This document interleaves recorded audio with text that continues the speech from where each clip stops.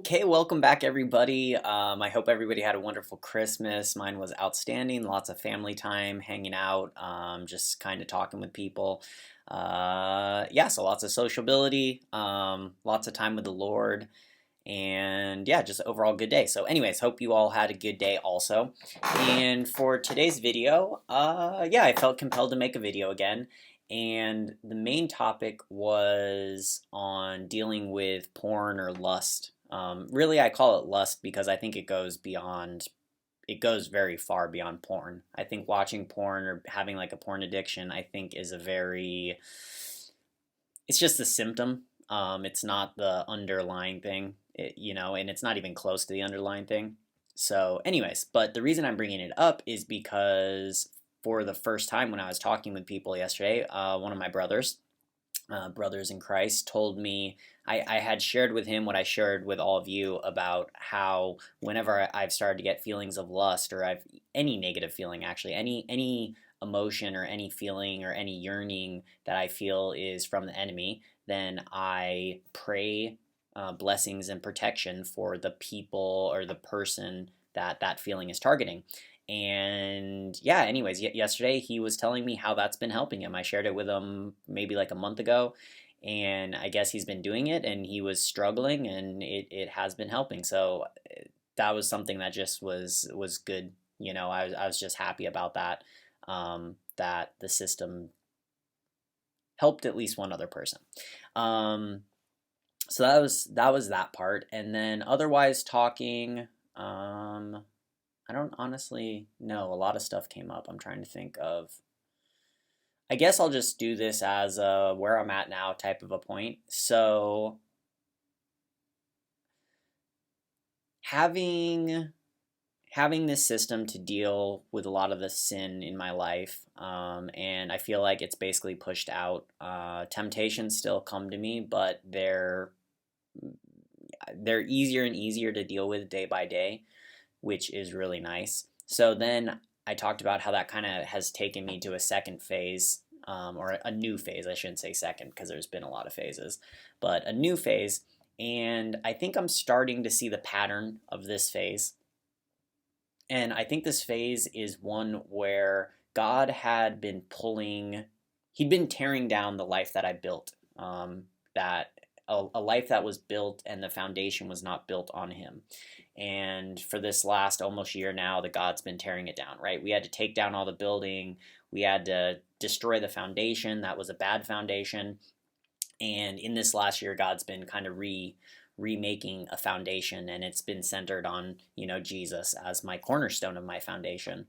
And I think this phase is kind of marks the I don't want to say completion because I don't think it's ever completed. I think we're always growing, but I will say that it's at a point where the foundation is good and building blocks can start making something nice on it, a beautiful house on it.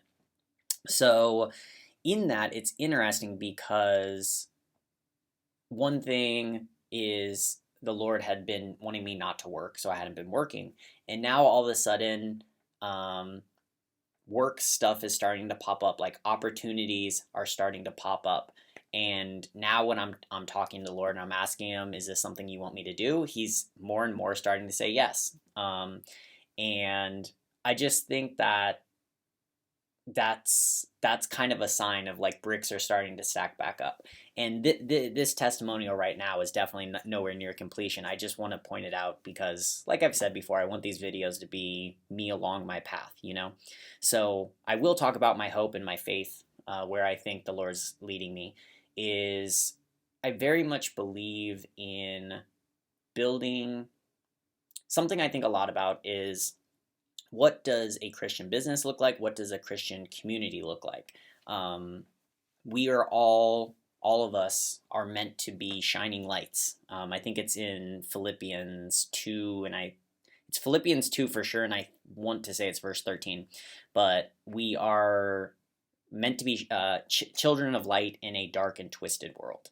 And so that's something that I think about a lot. And I think about how do I live my life to be a shining light? How do I live my life to influence the people, the community around me, and help support the other children of life so that they can shine brighter? And also, how can I help the people who are lost in the dark and twisted world? And how can I bring them to the light? And how can I help them see the benefits? And so, anyways, that's something I think a lot about. And to this point, I've just been working on myself. And I think that's why God has isolated me strongly.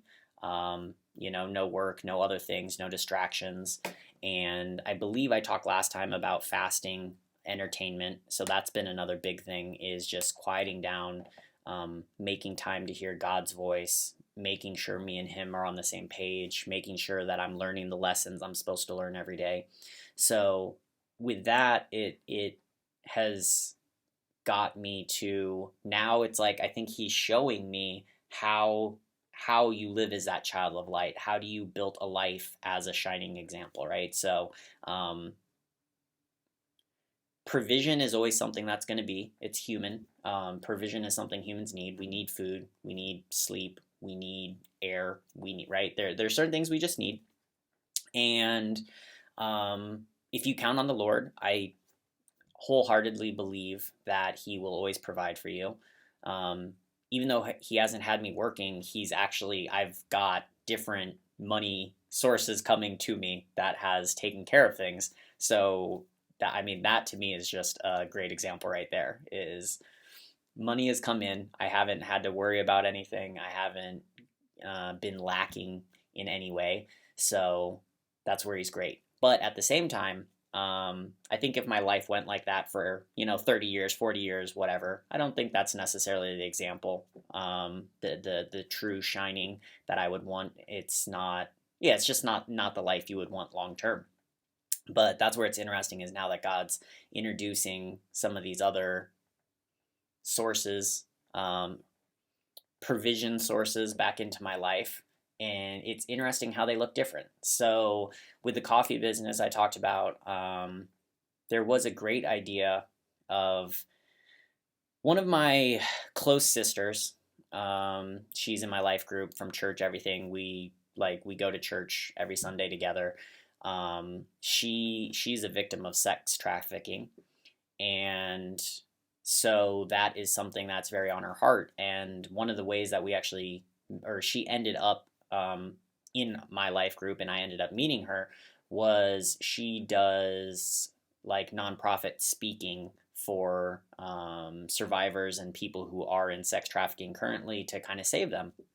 And she I don't know, God reached out, God called her, and she came to our church, and me and her have just built a relationship. But with the coffee, I felt the Lord wanted me to work with her on it, so I invited her to join me. And just some really cool ideas of a business have come up. So like, for one, is making it a nonprofit, and making it focus on educating the community about sex trafficking and giving an opportunity for people who are suffering from sex trafficking, making it a safe place, making it a place where we can build educational content. We can make these videos. We can make different, pamphlets and stuff to hand out. We can give it a safe space where people can have meetings and support groups and that type of stuff. And another thing that's been on both our heart is like a safe house. So basically, the safe house would be a building, a house. It would be a place where victims can get away from the life. Because a lot of times, and I've been learning a lot about this topic from her, but a lot of times the people who are in the victims of sex trafficking, of violence, is a big part of it. Like, we will kill your family, we will do that, we will hurt you. So that's why like safe houses and things like that can be very useful for helping getting these people out of sex trafficking, because a big way that they're controlled is by fear. So if we can make a safe place that protects them from that, then that's something to help. And then obviously another thing that can help it, because people end up in sex trafficking in different ways. And yeah, anyways, I won't like super go into it at this point, but so yeah, it's just cool. It's an idea I never would have thought about before, is making a business that's point is not making money. Its point is supporting a cause of improving society, improving the community around us. And So that was just beautiful, and I thought that was, I mean, God really speaking into something. And yeah, so that's kind of the next phase. Um, let's see, are there anything else I want to talk about? Nope, I think that's it. I think that's good for today. So, anyways, as always, love you all, and I hope you're having a wonderful day, and I will talk to you again soon. Take care.